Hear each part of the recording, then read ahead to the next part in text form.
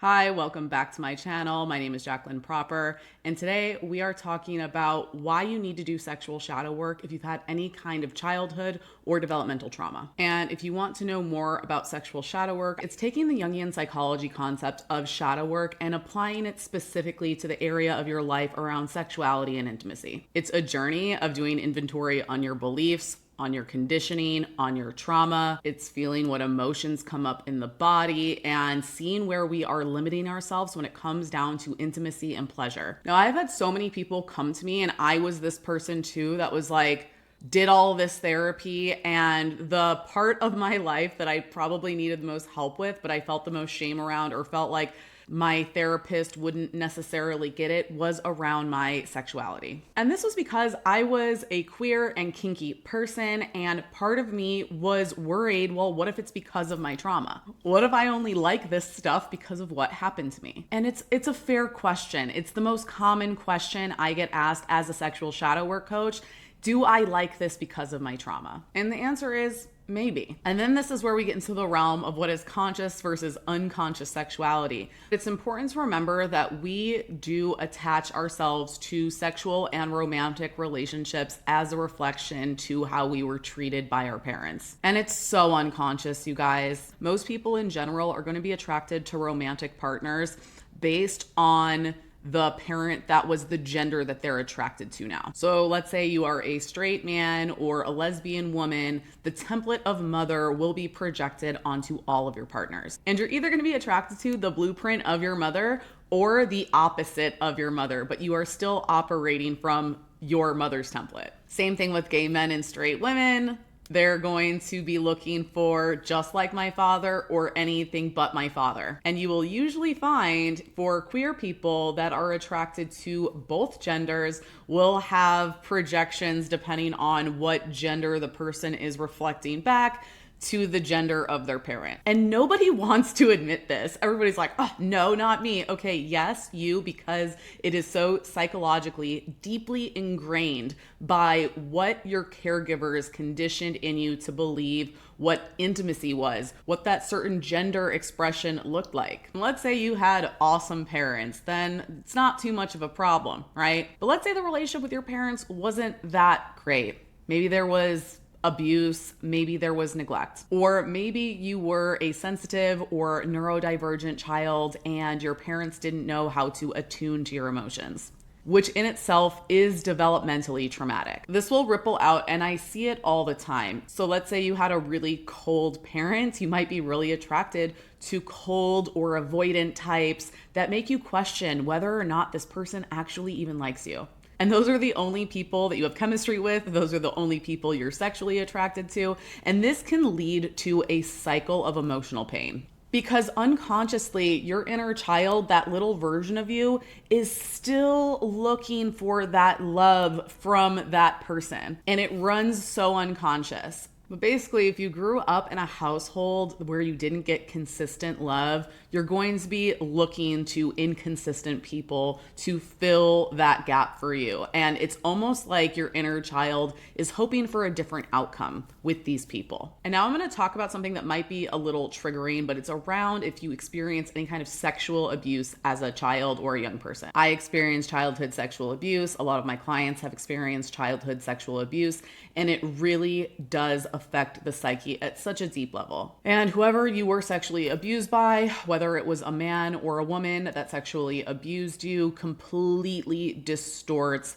how you connect with the masculine or feminine when you are in your dating and sex life. And sometimes this can lead to some pretty difficult cycles. I know for me personally, I kind of went into these cycles of being very promiscuous when I was very young. I had this like deep need of approval from men, while I also, hated men and thought that they were predators and they were all just like dick monsters. I really had a difficult time with this. And I would continuously, even through my young adult years, get into sexual relationships with people that were toxic, abusive, or even perhaps predatory. And I'm going to explain a phenomenon that happened with me and also has happened with people that I work with, where it's almost like this dark passenger takes the wheel of your sex life and you don't really have full connection to it anymore. And that is because your sexual autonomy was taken from you at such a young age, and it completely distorts the connection. And this can lead to things like compulsions. It can lead to things like porn addiction. It can lead to things like entering into really unhealthy sexual relationships. Before I discovered shadow work, I actually tried to take control over my sexuality by becoming a professional dominatrix for a couple of years. And this did impact my sexuality in a positive way.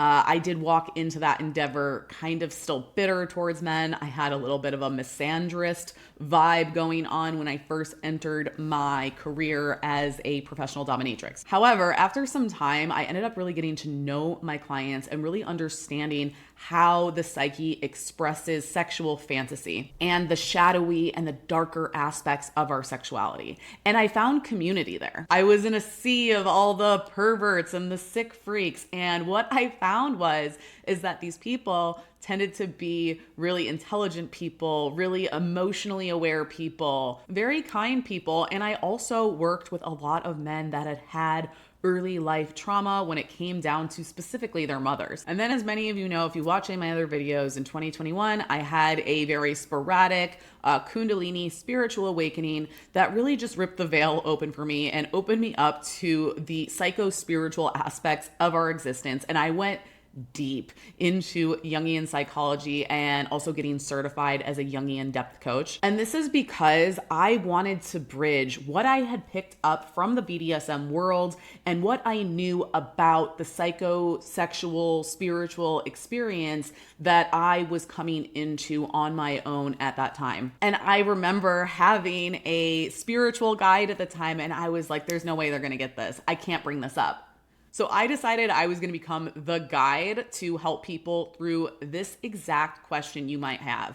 Am I just naturally kinky? Is it my trauma? What do these cycles mean? Am I doomed forever? Is my childhood trauma going to completely affect my life forever? The answer is, well, one, your childhood trauma is not going to affect your life forever if you don't let it.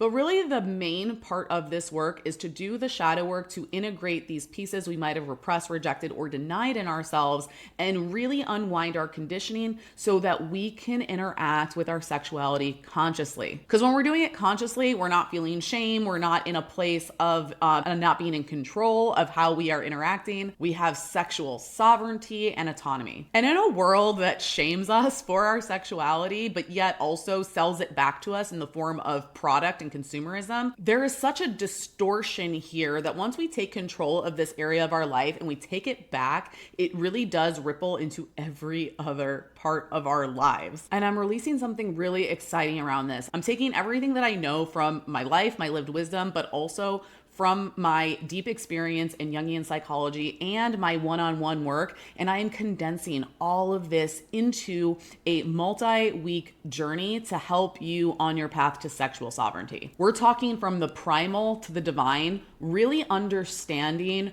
the connection to sexuality, how our sexuality is formed, how to do sexual shadow work. It's going to be filled with exercises, visualizations, so that we can get into your unconscious mind and start pulling up some of these shadow roots to integrate them so that you can live a fuller, more expressive, confident sexual life. This is definitely for you if you've done a lot of the work and this is the area of your life that you're just like, I know I need to do something about it. Either you're struggling in intimacy with your partner, you're finding yourself doing compulsive things or risky things when it comes to sex. If you feel a lot of shame or guilt or confusion around your sexuality or sexual expression, I'm going to be launching it next month. So if you want more information on that, definitely sign up for my free sexual shadow work guide because it'll get you started on this work, but also put you on my mailing list. So for when the program is released, you will be the first to know. I'm also going to have a wait list up for this program for just a couple of weeks. I will also put that in the show notes. And if you put yourself on the wait list, you will get first dibs and you'll get $100 off when the program goes live. Other than that, thank you guys so much for being here, and I'll see you next time.